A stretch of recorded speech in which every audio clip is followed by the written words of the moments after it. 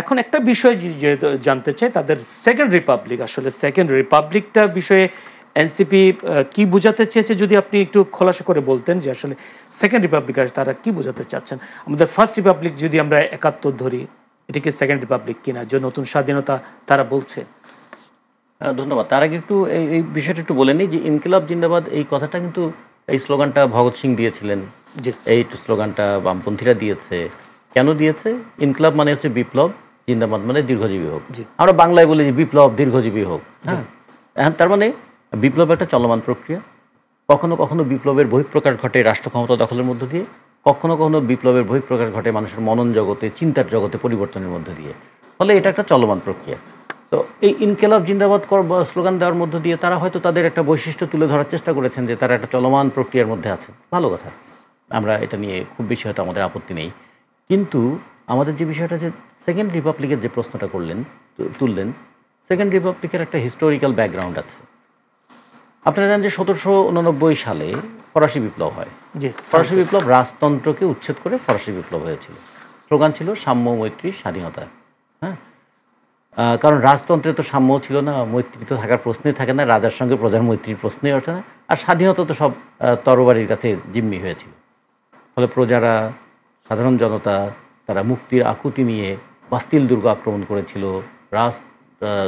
ষোড়শীকে উচ্ছেদ করে দিয়ে তারা সাম্য, মৈত্রী, স্বাধীনতার স্লোগান দিয়ে ৩ রঙা পতাকা নিয়ে বিপ্লবটা করেছিল। এরপরে ১০ বছর ধরে চলে কি প্রক্রিয়া দেশটা চলবে। রাজতন্ত্রের তো একটা সিস্টেম ছিল। এরপরে যখন গণতন্ত্র এলো, গণতন্ত্র কিভাবে অপারেটেড হবে, তার প্রক্রিয়া পদ্ধতি কী হবে, এ নিয়ে নানা বিতর্কের মধ্যে এমন জটিলতা তৈরি হলো যে বিপ্লবের যারা প্রধান নেতা প্রত্যেকেই কিন্তু নিহত হলেন। ১০ বছর ধরে একটা চলতে গেলে বলে রেইন অফ টেরর, একটা অন্তত এনার্কির মতন পরিবেশ তৈরি হয়ে গিয়েছিল। এই সময়ে ১৭৯২ সালে তারা তখন বলেন তারা ফার্স্ট রিপাবলিক তারা প্রতিষ্ঠা করলেন। ফার্স্ট রিপাবলিক প্রতিষ্ঠা করার পরে কিন্তু যেহেতু নিজেদের মধ্যে সমন্বয় এবং সংহতি স্থাপন করতে পারেননি, এই সময় আবার রাজতন্ত্র ফিরে এলো ১৮০৪ সালে। ফিরে এসে আবার নেপোলিয়ান এলেন এবং রাজতন্ত্র আবার চলল ১৮৪৮ সাল পর্যন্ত। ১৮৪৮ সালে গোটা ইউরোপ জুড়ে একটা তুমুল আন্দোলনের জোয়ার।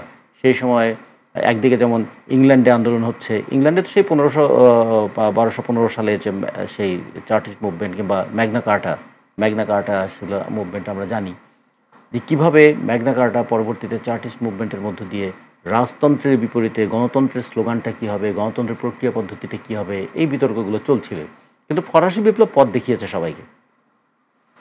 সে ১৮০৪ থেকে ১৮৪৮ এই সময়টার মধ্যে নানাভাবে আবার রাজতন্ত্র বিরোধী লড়াইটা যে চলতে থাকে, তখন ১৮৪৮ সালে গিয়ে তারা বলেন তারা সেকেন্ড রিপাবলিক ঘোষণা করলেন। তার মানে কি, রাজতন্ত্র থেকে গণতন্ত্র এসেছিল, গণতন্ত্র থেকে আবার রাজতন্ত্রে এসেছিল, রাজতন্ত্র থেকে আবার তারা গণতন্ত্রে দিয়ে এসেছিল, সেখান থেকে সেকেন্ড রিপাবলিকের কথা এসেছিল।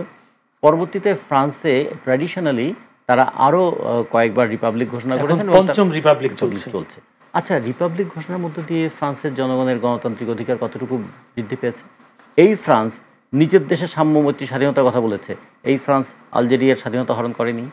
এই ফ্রান্স আফ্রিকার দেশগুলোর স্বাধীনতা হরণ করেনি। এই ফ্রান্স পৃথিবীর দেশে দেশে যুদ্ধবাজ সরকারকে সমর্থন দেয়নি, দিয়েছে তো। ফলে রিপাবলিক ঘোষণা করার মধ্য দিয়ে পাবলিকের ইন্টারেস্ট যে সবসময় সার্ভ করা যায় না, সেটা তো আমরা দেখেছি। তার মানে কিন্তু মানুষের আকুতিটা গড়ে ওঠে কখনো কখনো স্লোগানে। আমাদের দেশের আমরা দেখেছি বড় বড় দুটো ঘটনা ঘটেছে। বড় ঘটনা কি, ব্রিটিশ বিরোধী আন্দোলনের ১৯০ বছরের সংগ্রামের ফলে আমরা ১৯৪৭ সালে ভারত বিভক্ত হলো।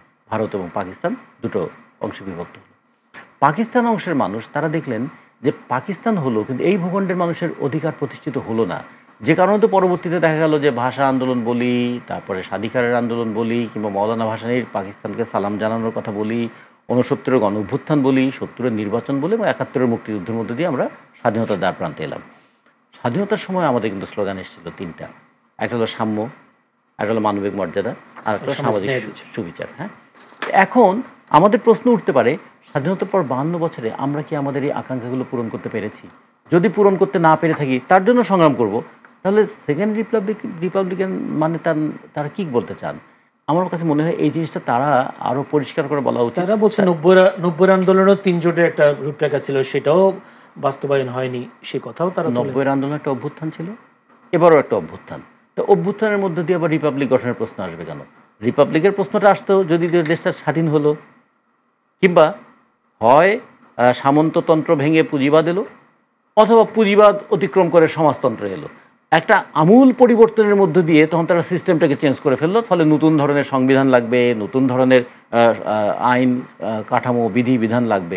এখন তো তারা আগের পদ্ধতিতেই চলছেন। তাহলে এটা হয় কি অনেকটা নামের মতন, যেটার অর্থটা ঠিক পরিষ্কার থাকে না। যেমন ধরুন, নাম অনেক সময় ভালো নামও কিন্তু খারাপ অর্থে ব্যবহৃত হয়। যেমন বাংলাদেশের কাউকে এখন কেউ আর তার সন্তানের নাম মির্জাফর রাখে না। মির্জাফর নামটা তো ভালোই ছিল, কিন্তু ব্রিটিশের পক্ষে যাওয়ার কারণে, বাংলাদেশের জনগণের বিরোধিতা করার কারণে মির্জাফরকে কি আর কেউ ভালো বলে জানে? ঠিক তেমনি রাজাকার মানে তো স্বেচ্ছাসেবক, কিন্তু 71 সালে রাজাকারদের ভূমিকার কারণে কাউকে কেউ এখন রাজাকার বললে সে বিরক্ত হয়, ক্ষুব্ধ হয়, অপমান বোধ করে। তাহলে ওটার অর্থ তো স্বেচ্ছাসেবক। তেমনি কি কাজে ব্যবহৃত হচ্ছে এর উপর দিয়ে নির্ধারিত হয় যে নামের যথার্থতা আছে কিনা। ফলে রিপাবলিক হলো নাকি আমাদের আগের দেশটা থাকলো। একটা তো আমরা দেখলাম যে বাংলাদেশের নামটাও নাকি পাল্টে ফেলতে হবে, কি যে আমরা গণপ্রজাতন্ত্রী, এটা পাল্টে এখন অন্য জনগণতন্ত্রী বাংলাদেশ।